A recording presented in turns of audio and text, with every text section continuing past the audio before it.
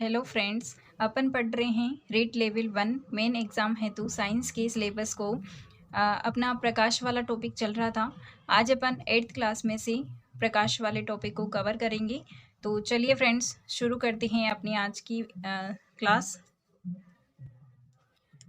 ये 8th class में से जो भी प्रकाश से संबंधित इम्पोर्टेंट फैक्ट हैं वो अपन आज देखेंगे। ज्ञानेंद्रियों में दृष्टि एक महत्वपूर्ण ज्ञानेंद्रियां हैं। यानी कि जो ज्ञानेंद्रियां होती हैं, आँख, नाक, कान वगैरह, इस प्रकार से जो ज्ञानेंद्रियां होती है तो उनमें दृष्टि एक महत्वपूर्ण ज्ञानेंद्रिय होती है। इसकी सहायता से हम पर्वतों, नदियों, पेड़ पौधों, कुर्सियों, अपने चारों ओर की अन्य वस्तु को देखते हैं। किसी भी वस्तु को हम तभी देख पाते हैं जब उस वस्तु से आने वाले प्रकाश हमारे नेत्र तक पहुंचते हैं। ठीक है। और यानी कि इसका मतलब यही है कि दृष्टि से हम देख पाते हैं, ये तो हम जानते ही हैं, लेकिन इन वस्तुओं को हम तभी देख पाते हैं जब इनसे टकरा करके प्रकाश हमारी आंखों तक पहुंचता है, तभी हम वस्तु को देख पाते हैं। जो हमने पिछले क्लासेस में भी देखा था, प्रकाश वाले जो भी वीडियोस थे उनमें। और ये प्रकाश जो होती है वस्तु के द्वारा उत्सर्जित भी हो सकता है, यानी कि ऐसी वस्तुएं होती है जो प्रकाश को उत्सर्जित करती है और फिर दिखाई देती है, या फिर ऐसी वस्तुएं होती है जिनसे टकरा करके प्रकाश हमारी आंखों तक पहुंचता है, यानी कि वो परावर्तित हुआ भी हो सकता है। ठीक है। दर्पण अपने ऊपर पड़ने वाले प्रकाश की दिशा को परिवर्तित कर देता है। इसे हम प्रकाश का परावर्तन कहते हैं। ठीक है। प्रकाश का परावर्तन किसे कहते हैं कि जब भी प्रकाश जो होती है किसी वस्तु से टकरा करके जब हमारे टकरा करके अपनी दिशा को परिवर्तित कर लेता है, तब उसे हम प्रकाश का परावर्तन कहते हैं। परावर्तन के नियम। ठीक है। नेक्स्ट है परावर्तन के नियम। ये इंपॉर्टेंट है फ्रेंड्स, इसमें ध्यान में रखिएगा। मुख्य रूप से परावर्तन के 2 नियम होते हैं, लेकिन उससे पहले हम ये जान लेते हैं कि आपतित किरण क्या होती है, परावर्तित किरण क्या होती है और अभिलंब क्या होता है। तो इनके बारे में अपन पहले पढ़ते हैं।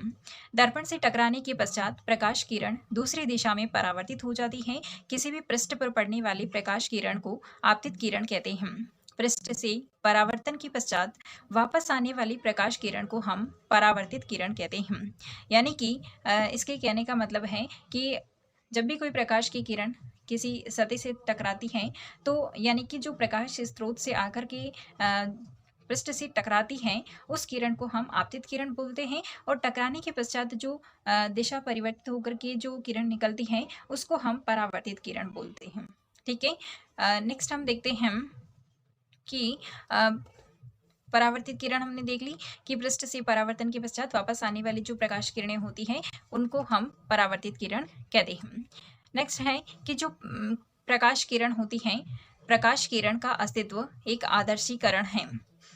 प्रकाश का हमें एक संकीर्ण किरण पुंज प्राप्त होता है, यानी कि प्रकाश जो होता है उसका एक संकीर्ण यानी कि सिकुड़ा हुआ रूप हमको किरण पुंज के रूप में प्राप्त होता है, जो कि अनेक किरणों से मिलकर के बना हुआ होता है, यानी कि पूरा की पूरा वो किरणों का गुच्छा होता है।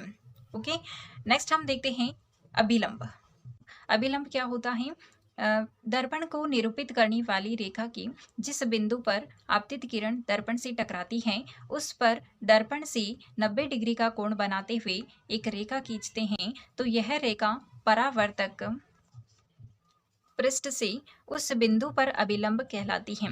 यानी कि जो आपतित किरण होती हैं, वो जिस बिंदु पर पृष्ठ से मिलती है, वहाँ पर 90 डिग्री का कोण बनाते हुए जो हम रेखा खींचते हैं, उसे ही हम अभिलंब कहते हैं। ठीक है।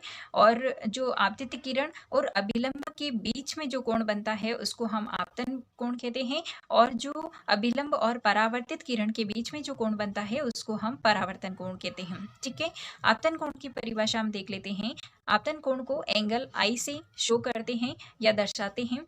आपतित किरण तथा अभिलंब के बीच के कोण को हम आपतन कोण कहते हैं। और परावर्तन कोण एंगल आर से है, इसको हम शो करते हैं। परावर्तित किरण तथा अभिलंब के बीच के कोण को हम परावर्तन कोण एंगल आर कहते हैं। एंगल आर कहते हैं। ठीक है। यहाँ पर डायग्राम के अंदर आप देख पा रहे हैं कि एक आपतित किरण है, एक परावर्तित किरण है, और दोनों की जहाँ पॉइंट पर ये मिलती है उसे हम अभिलंब कहते हैं। और जो अभिलंब और आपतित किरण है उसके बीच में एंगल आई यानी कि आपतन कोण बन रहा है, और परावर्तित किरण तथा अभिलंब के बीच में परावर्तन कोण बन रहा है। ये है पृष्ठ। ठीक है, ये क्या है, पृष्ठ या सतह। परावर्तन के मुख्य रूप से दो नियम होते हैं। परावर्तन के मुख्य रूप से दो नियम होते हैं।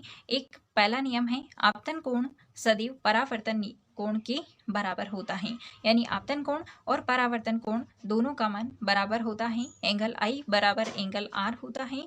और सेकंड नियम है, आपतित किरण, परावर्तित किरण और अभिलंब सभी एक ही तल के अंदर होते हैं। ठीक है, ये दो नियम हैं इसकी, परावर्तन के मुख्य रूप से दो ही नियम होते हैं।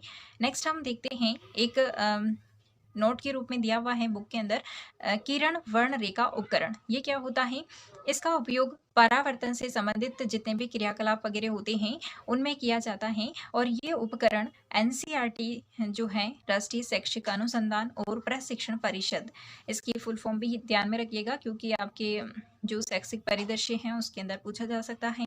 तो एनसीईआरटी जो है उसके द्वारा इस जो किट निर्मित किया जाता है शिक्षण सहायक सामग्रियों का, उसके अंदर ये किरण वर्ण रेखा उपकरण जो है अवेलेबल होता। नेक्स्ट हम देखते हैं कि दर्पण के द्वारा, यानी कि जो समतल दर्पण होता है उसमें बने प्रतिबिंब में वस्तु का बायां भाग दाया भाग दाई ओर दिखाई देता है, यानी कि जो वस्तु का बायां भाग होता है वो दाईं तरफ दिखाई देता है और जो दाया भाग होता है वो बाईं तरफ दिखाई देता है। इसी परिघटना को हम पार्श्व परावर्तन या पार्श्व परिवर्तन कहते हैं। ठीक है, नेक्स्ट टॉपिक है आपका नियमित और विस्तृत परावर्तन। नियमित परावर्तन, नियमित परावर्तन ये क्या होता है कि जब सभी समांतर किरणें किसी चिकने पृष्ठ से परावर्तित होने के पश्चात समांतर हो जाती हैं तो ऐसे परावर्तन को हम नियमित परावर्तन कहते हैं। और विस्तृत परावर्तन वह होता है जिसमें सभी समांतर किरणें किसी खुरदरे या अनियमित पृष्ठ से परावर्तित होने के पश्चात समांतर नहीं होती हैं तो ऐसे परावर्तन को हम विस्तृत परावर्तन कहते हैं। आप डायग्राम के अंदर देख पा रहे होंगे कि ये चिकना पृष्ठ है और ये है खुरदरा पृष्ठ है। जब प्रकाश की समांतर आने वाली जो किरणें हैं वो किसी चिकने पृष्ठ से टकरा रही है तो वापस समांतर रूप से ही ये परावर्तित होती है। तो इस प्रकार का जो परावर्तन होता है उसको हम नियमित परावर्तन कहते हैं। और जब वो किसी खुरदरे पृष्ठ से टकराती है तो उसकी दिशा जो होता है इधर उधर चली जाती है ये, तो इस प्रकार का जो परावर्तन होता है उसको हम विस्तृत परावर्तन कहते हैं। और इसके लिए एक इम्पॉर्टेंट फैक्ट ध्यान में रखिएगा कि हमारे घरों के अंदर और जो पेड़ पौधे वगैरह होते हैं उनके नीचे प्रकाश किसके द्वारा होता है, कौन सी परावर्तन के द्वारा होता है, तो यह है विस्तृत परावर्तन के कारण ही होता है।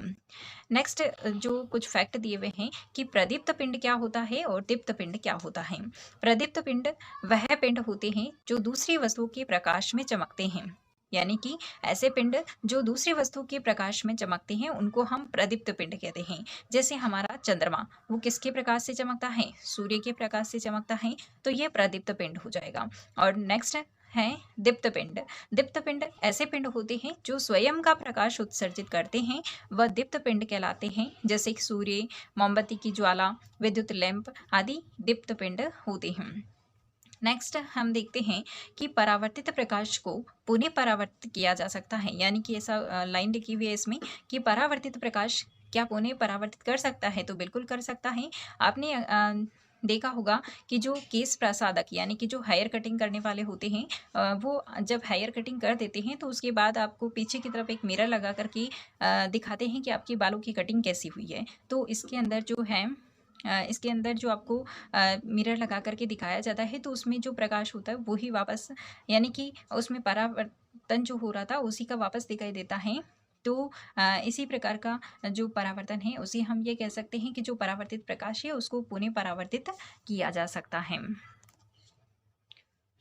ये एक परिदर्शी होता है, यानी कि जो अभी हमने सिस्टम देखा था कि हेयर कटिंग करने वाले पीछे की तरफ मिरर लगा करके दिखाते हैं, तो ये एक परिदर्शी होता है, यानी कि जो परावर्तन का पुनः परावर्तन करता है तो वो परिदर्शी हो जाएगा, जिसमें दो समतल दर्पण यूज किए जाते हैं। नेक्स्ट आपका टॉपिक दिया हुआ है बहुप्रतिबिंब।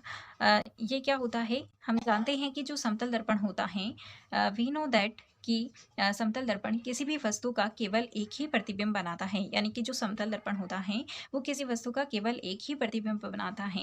पर यदि दो समतल दर्पणों को संयोजित करके देखें, यानी कि अगर दो समतल दर्पणों को जोड़ करके देखें तो अधिक प्रतिबिंब बनते हैं। एक दूसरे से किसी भी कोण पर रखे दर्पणों द्वारा अनेक प्रतिबिंबों के बनने की धारणा का उपयोग बहुमूर्तिदर्शी यानी कि ये उपकरण का नाम दिया हुआ है मूर्तिदर्शी, जिसका अन्य नाम है कैलाइडोस्कोप। इसमें भांति-भांति के आकर्षक पैटर्न बनाने के लिए इनका यूज़ किया जाता है। ठीक है? तो ये था आपका बहुप्रतिदर्शी, और जो भी प्रकाश से कुछ इम्पोर्टेंट फैक्ट थे वो हमने देखे हैं। अब हम नेक्स्ट वीडियो के अंदर नेक्स्ट जो टॉपिक दे रखा है आपका हमारे नेत्र, तो और जो इसकी इम्पोर्टेंट जो फैक्ट बचे हैं वो नेक्स्ट वीडियो के अंदर हम देखेंगे। तब तक के लिए इतना ही फ्रेंड्स, मिलते हैं नेक्स्ट वीडियो के अंदर। तब तक के लिए thanks for watching this video. जय हिंद, वंदे मातरम।